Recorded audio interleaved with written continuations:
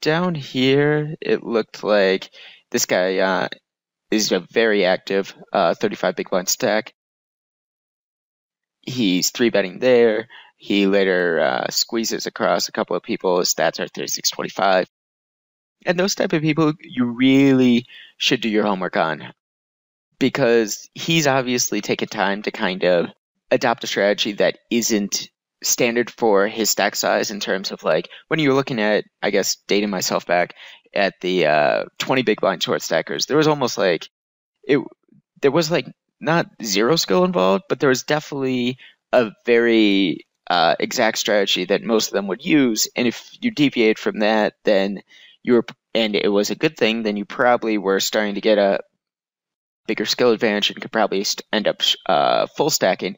And if you deviated from it for any other reason, there was probably ways to take advantage of it. So the fact that he's playing 36-25, very aggressive for someone of his stack size, we want to be looking at his positional stats especially. A lot of the times these guys will have nearly like 90% or above small blind open when it's folded to them, and you can just like min 3-bet them to death. A lot of the other times you can flat and then just small raise a flop and see how they go. So I think and then nullifying these guys' edge while everyone else is kind of handcuffed by them when you have position on them really allows you to kind of keep, let's say this guy, I'm assuming due to stack size, is a weaker player. You now get a few more opportunities to get in pots with him that others might not, if they're getting shoved on by this guy often, and this guy like is staying out of your way just because you've been 3-betting him a lot and playing him pretty well. On this flop texture, I would just bet. You're not like real likely to get called by worse a ton, but when he has any sort of like 5x, ace 4, ace 3, pocket sixes, queen 10 of clubs, you're gonna get called a ton.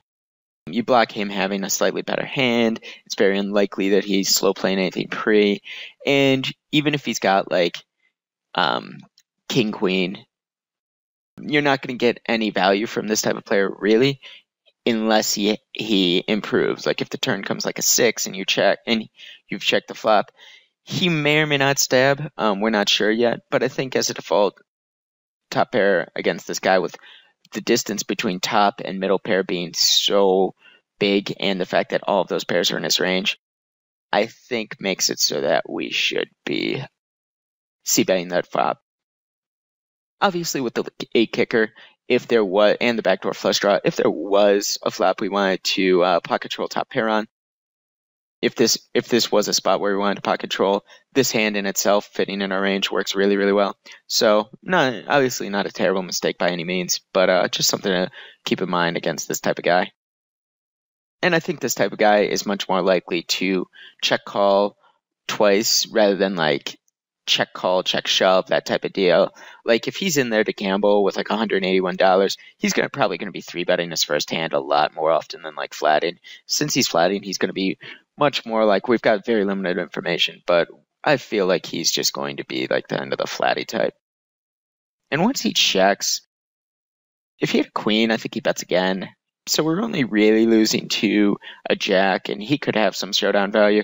I might bet something like $4 here, which is a lot of the small type of things I'll do against these type of players, because it's not like he's like, if he check raises, he's never like, you're almost always calling a check raise at that point, because he's never like checking a flush here because he's scared to death you're going to check behind and then he doesn't get value.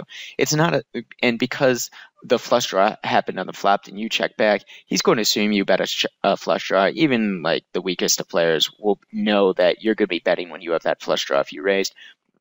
So it really just lets me know that like, yeah, he could have jack 9, jack 10. But for the most part, I might just bet like $4 or $5 and see how he reacts to it. And also, I think you just might get a little bit of value. It's like, yeah, you don't see his hand if he does check fold, but like, how hard is it to really figure out his hand? It was like 7-8 all the time, like whatever. And he's betting on the turn, I guess, for protection. Don't really like his turn bet. I think he just gets called by better all the time. And I think you're just folding worse.